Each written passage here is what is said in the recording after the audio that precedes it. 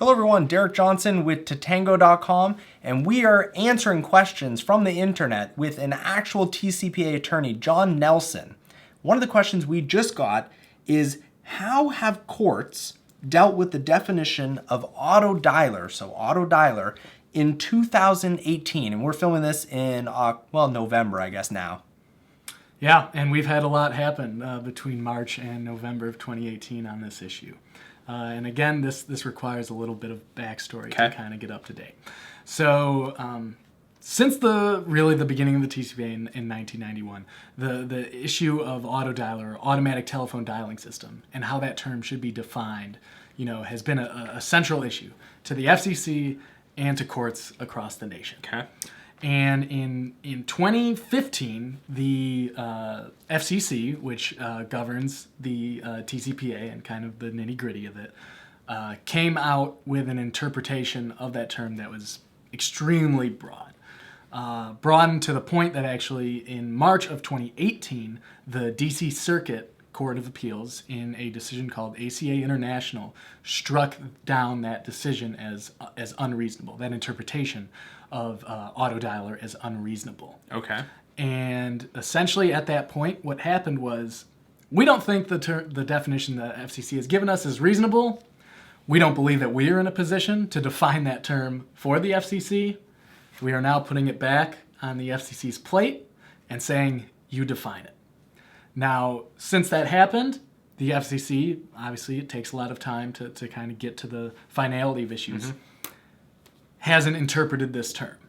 They have not. They have not. Okay. So it has been left to the individual courts across the United States to interpret for themselves. Until the FCC does it. Correct. Okay. And essentially what we've gotten between March and, as recently as yesterday, are interpretations of the Autodialer term.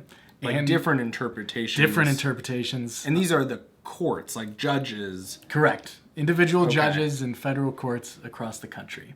Because there's no standard thing the FCC has put out.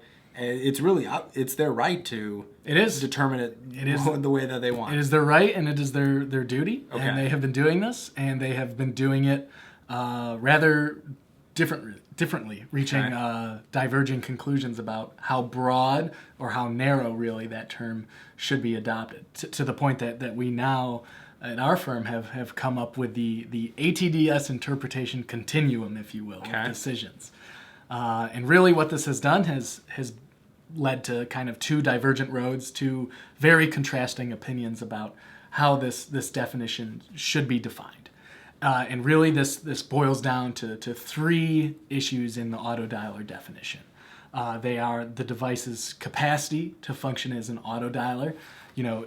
Should this be based off of the device's present capacity, as that device actually exists, or its potential or probable capacity, if it was changed in some way. Like what it could do. What it could do eventually. Yeah, okay. The second issue is whether the device's autodialer functions must be in use at the time the alleging texts are made.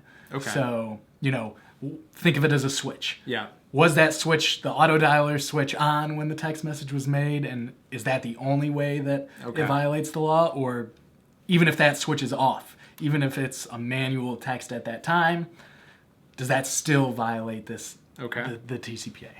And then the third issue, and this is the really big one that we've been mentioning a lot, is whether the ATDS definition only includes devices that can generate and dial random or sequential numbers, or if it also includes devices that can dial numbers that have been stored in that device from a very specific curated list of consumers who... Like an opted-in list. Like an opted-in list, correct.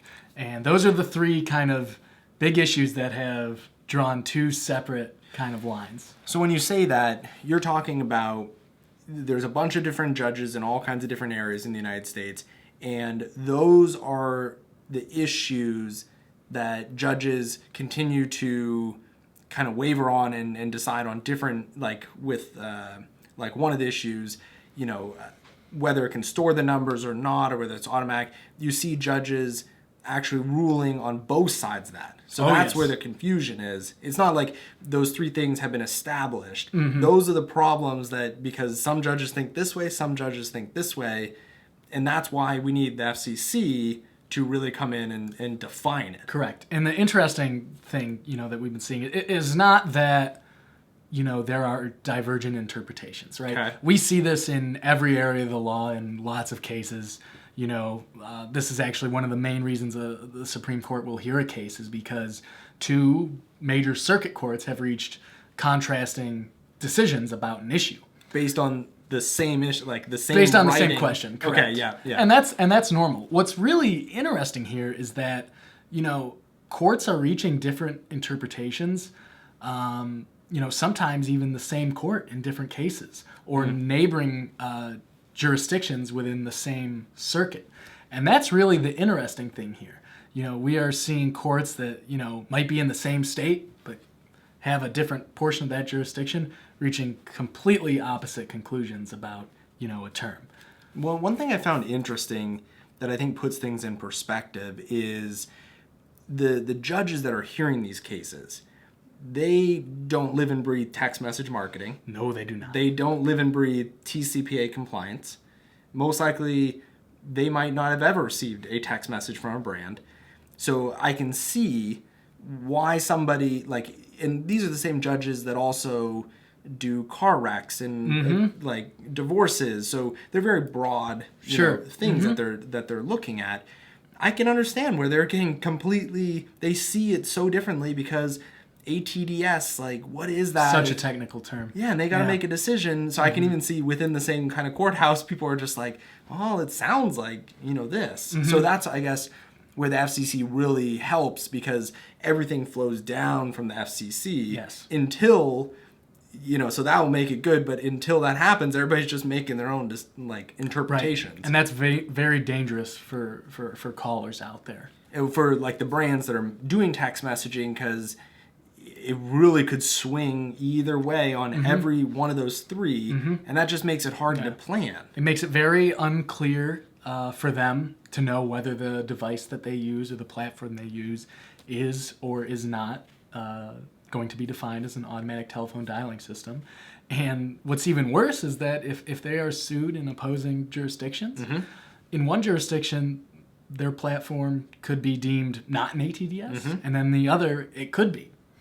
And now you're, if you get that... Because it's not a higher court, it's the same level of court, so they don't need to rely on what happened in this one or this one. Correct. And they'll look to each other, but, we're still seeing, those two camps emerge, and this is very dangerous for marketers and brands out there. So the answer is the FCC really needs to come up with or narrow the definition or clarify the definition.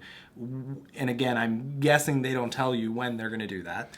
They don't. Okay. They are, again, in May of 2018, they released a public notice asking for comments on these TCPA interpretation So it's in progress, kind of. It is. So at least it's in progress, and the feedback is ongoing. Okay. So everyone in the industry really is still being encouraged to help guide the FCC and help the FCC realize the issues they're facing and how they should interpret this extremely important term. Makes sense. And the FCC, they're good people. They want to help the businesses, but also that term applies to so many different kinds of calling, so many different kinds of businesses, texting, calling, faxing. It's not as easy as just, it's this. Yeah. So I'm guessing it's going to be a big definition when it comes out. It will. Okay, well, that's interesting. Well, that is a great answer to how have courts dealt with the definition of Autodialer. And is that the same as ATDS? It is. They're the same. Okay, because a lot of people throw that acronym around, ATDS. What does that stand for? Automatic Telephone Dialing System. Okay, or just Autodialer. Correct. Same thing. Okay, in 2018. Okay, my name is Derek Johnson from Tatango.com. We are answering TCPA questions. This was a great answer. Also, ATDS, Autodialer, didn't even know. That's great that they're all the same. Makes it easy. This is John Nelson, a TCPA attorney. And again, we're answering TCPA questions from the internet.